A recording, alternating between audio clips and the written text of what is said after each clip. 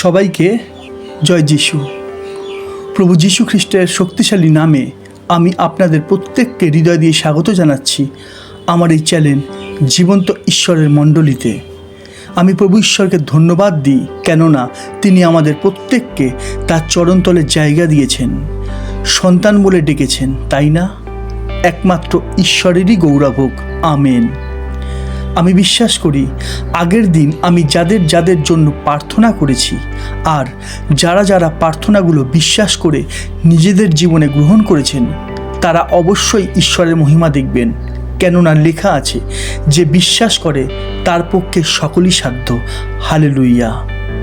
তাই আমি আবারও বলে রাখি যে যারা প্রার্থনার নিবেদন দেবেন তারা অবশ্যই তাদের নাম ও সমস্যাটা ভালো করে লিখবেন, তবেই আমি আপনাদের জন্য প্রার্থনা করব। আশা করি এতদূর পরিষ্কার। আসুন আমরা প্রার্থনা করে আজকের অনুষ্ঠান শুরু করি। প্রভু তোমায় ধন্যবাদ দিই, কেননা তুমি ধন্যবাদেরই ঈশ্বর। প্রভু তোমার দয়া আর মহাকরুণা যা তুমি উপচিয়ে দিয়েছো তোমার এই মণ্ডলীর মধ্যে, তাই তোমায় ধন্যবাদ জানাই। প্রভু আমি প্রার্থনা করি যেমন আমি বাক্য প্রচারের মাধ্যমে তোমার রাজ্যের কাজ করছি, ঠিক সেইভাবেই তোমার বাক্য অন্যের কাছে পৌঁছে দেওয়ার কাজ যেন তোমার প্রত্যেকটা সন্তান করতে পারে। তাই তুমি তাদেরকে তোমার রাজ্যের কাজ করার শক্তি ও বুদ্ধি প্রদান করো, কেননা এইটাই তোমার ইচ্ছা। তাই তোমার ইচ্ছাই তোমার এই মণ্ডলীর প্রত্যেকটা সদস্যদের জীবনে পূর্ণ হোক, আমেন। আজকের বিষয় বাক্যই সত্যস্বরূপ। আমি আবারও বলছি, আজকের বিষয় বাক্যই সত্যস্বরূপ। দেখুন, আজকের বিষয়টা বোঝার আগে আমাদের প্রথমে জানতে হবে যে ঈশ্বর পবিত্র। হ্যাঁ, ঈশ্বর পবিত্র আর তিনি পবিত্র জায়গাতেই থাকেন। আমরা বাইবেল থেকে জেনেছি যে আমাদের হৃদয় পবিত্র আত্মার মন্দির, তিনি হৃদয়ে বাস করেন, তাই না? এখন প্রশ্ন, ঈশ্বর কোন হৃদয়ে বাস করেন, পবিত্র হৃদয় না অপবিত্র হৃদয়? আমি আগেই বলেছি যে ঈশ্বর পবিত্র, তিনি পবিত্র জায়গাতেই থাকেন। আশা করি বোঝা যাচ্ছে তো যে ঈশ্বর সবার হৃদয়ে থাকেন না। আমি আবারও বলছি, ঈশ্বর সবার হৃদয়ে থাকেন না। তাই আমাদের পবিত্র হতে হবে। পবিত্র হওয়ার অর্থ কী? স্নান করে নতুন জামাকাপড় পরে সেন্ট মাখা নিশ্চয়ই নয়। পবিত্র হওয়ার অর্থ ভেতর অর্থাৎ হৃদয়কে পরিষ্কার রাখা। এখন প্রশ্ন, আমরা ভেতর অর্থাৎ হৃদয় পরিষ্কার করব কি করে? আমরা দেখি যোহন 17 অধ্যায় 17-18 পদ। তাহাদিগকে সত্যে পবিত্র করো, তোমার বাক্যই সত্যস্বরূপ। আমি আবারও পড়ছি, তাহাদিগকে সত্যে পবিত্র করো, তোমার বাক্যই সত্যস্বরূপ। হালেলুইয়া। অর্থাৎ বাইরে পরিষ্কারের জন্য যেমন সাবান, শ্যাম্পু, ক্রিম, ঠিক তেমনি ভেতর পরিষ্কার করার জন্য সত্যের প্রয়োজন। সত্য কি? হ্যাঁ, সত্য কি? উত্তর একটাই, সত্য হলো ঈশ্বরের বাক্য। তাই তো লেখা আছে তোমার বাক্যই সত্যস্বরূপ, যা আমার আজকের বিষয়। আশা করি এতদূর পরিষ্কার। তাহলে এতক্ষণে আমরা জানতে পারলাম একটা মানুষ পবিত্র হবে শুধুমাত্র সত্যের দ্বারা, আর সত্য হলো ঈশ্বরের বাক্য, যা আমরা বাইবেল থেকে পাই। ঈশ্বরের ধন্যবাদ হোক, কেননা বাইবেল আজ পৃথিবীর সবচেয়ে বেশি ছাপানো বই। বাইবেল সব থেকে বেশি ভাষায় প্রকাশিত আছে, আর পৃথিবীর সব দেশেই এই বাইবেল পাওয়া যায়, এমনকি আমাদের প্রত্যেকের ঘরেই আছে।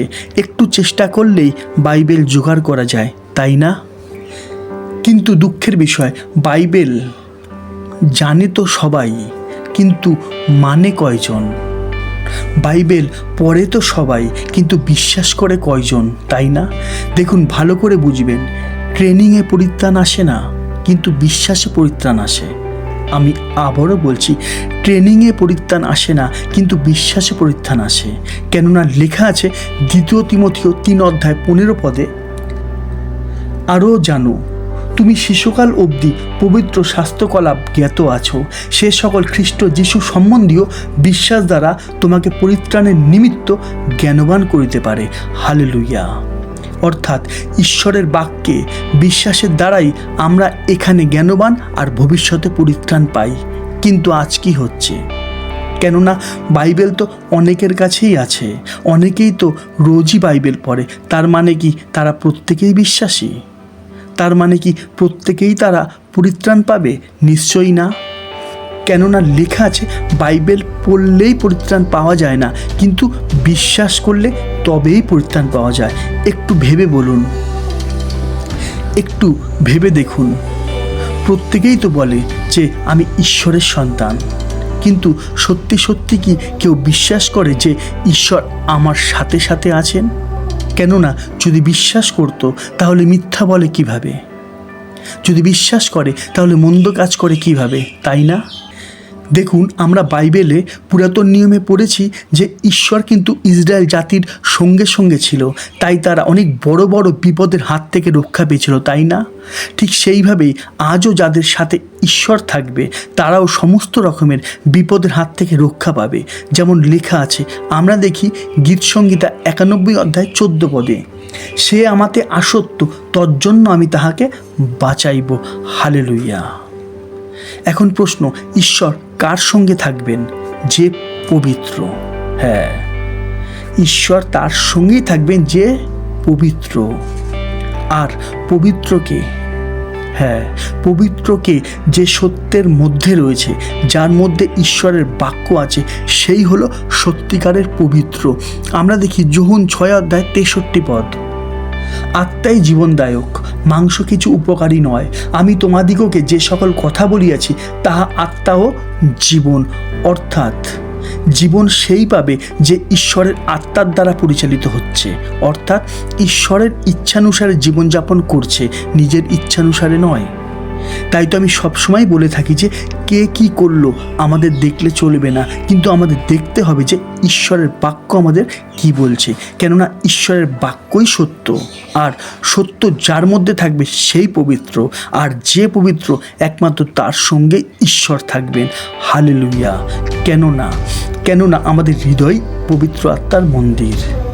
বিষয়টা আরও ভালো করে বোঝার জন্য আমরা আর একটা বাক্য দেখি।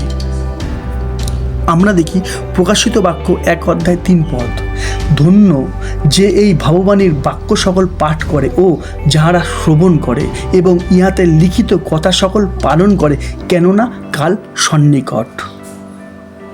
কি লেখা আছে একটু গ্রাহ্য করুন, ভালো করে বোঝার চেষ্টা করুন। এখানে তাকে ধন্য বলা হয়নি যে শুধুমাত্র বাইবেল পড়ে বা শোনে, কিন্তু এখানে ধন্য তাকেই বলা হয়েছে যে বাইবেল পড়ার পর, শোনার পর বাইবেলের কথাগুলো পালন করে, তাই না? অর্থাৎ ঈশ্বরের রাজ্যে প্রবেশ করার জন্য যেমন প্রভুর দেখানো পথে চলতে হয়, ঠিক সেইভাবেই প্রভুর দেখানো পথে চলতে গেলে ঈশ্বরের বাক্য পালন করতে হয়। দেখুন, খ্রিস্টের পথে মূল ও প্রধান বিষয়ই হলো ঈশ্বরের বাক্য। আমি আবারও বলছি, খ্রিস্টের পথে মূল ও প্রধান বিষয়ই হলো ঈশ্বরের বাক্য, যেখানে আমাদের বিশ্বাস করতে হবে। আমরা দেখি প্রভু যীশু এই বিষয়ে কি বলছেন। আমরা দেখি যোহন 8 অধ্যায় 31-32 পদ, তোমরা যদি আমার বাক্যে স্থির থাকো তাহা হইলে সত্যই তোমরা আমার শিষ্য, আর তোমরাই সেই সত্য জানিবে এবং সেই সত্য তোমাদিগকে স্বাধীন করিবে। এখানে আমি আর বুঝাবো না, কিন্তু প্রশ্ন করব। আমি আবারও বলছি, এখানে আমি আর বুঝাবো না, আমি প্রশ্ন করব আর আপনারাই উত্তর দেবেন। কি লেখা আছে? প্রভুর শিষ্য কে বা কারা? আপনারাই বলুন। প্রভুর শিষ্য যারা, তারা কি জানবে? আপনারাই বলুন। সত্য আপনাদের কি করবে? আশা করি সমস্ত প্রশ্নের উত্তরই আপনারা দিতে পেরেছেন, তাই না? হালেলুইয়া। একমাত্র ঈশ্বরেরই গৌরব হোক। আমেন। আশা করছি আজকের বিষয় বাক্যই সত্যস্বরূপ আপনাদের প্রত্যেকের কাছেই পরিষ্কার, তাই তো? আমি আবারও বলছি, ঈশ্বর পবিত্র, তিনি পবিত্র জায়গাতেই থাকেন, আর আমাদের ভেতরটা পবিত্র করতে হবে, যা শুধুমাত্র সত্যের দ্বারাই সম্ভব। আর সত্য একটাই, তা হলো ঈশ্বরের বাক্য। আর যে কেউ ঈশ্বরের বাক্যে স্থির থাকবে সেই হলো সত্যিকারে প্রভু যিশুর সন্তান।